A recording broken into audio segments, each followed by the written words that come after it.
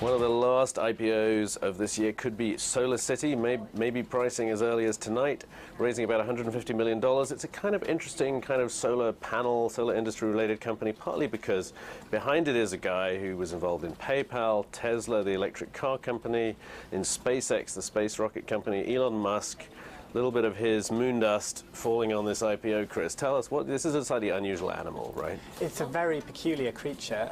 It's probably exactly where you want to be in the solar industry because the panel prices have been falling, so the likes of First Solar... So you don't want to make panels? So they're not making them, they're installing them, basically. Yeah, and the clever business concept is that you don't have any upfront cost for the consumer.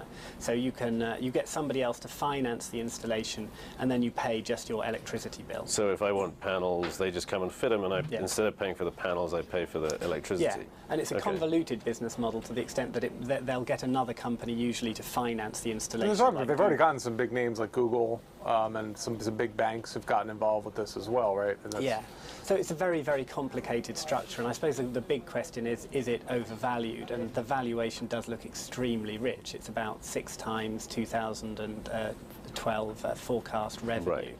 So if that's rich, and maybe, you know, I think when we looked at this, we talked a little about, you know, the Elon Musk sort of factor here. Well, because it's a unique business model within that space, within the clean energy space, it's hard to kind of figure out. There's no direct comparable companies to put it up against. But we were thinking about that it's sort of like a leasing business in the sense that they give you solar panels, you agree to a long-term contract to buy electricity. So it's not unlike a cable company, which will give you the box and the equipment, or a security services company.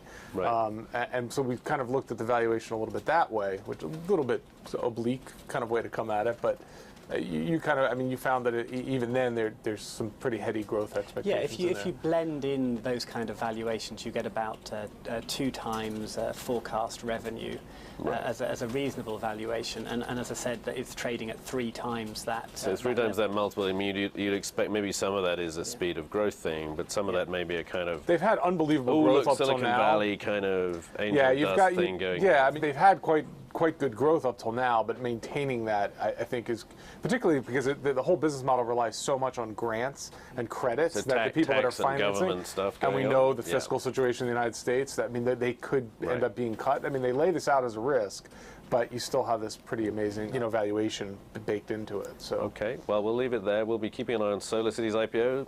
As I said, perhaps pricing as early as tonight, and we'll have more breaking views tomorrow.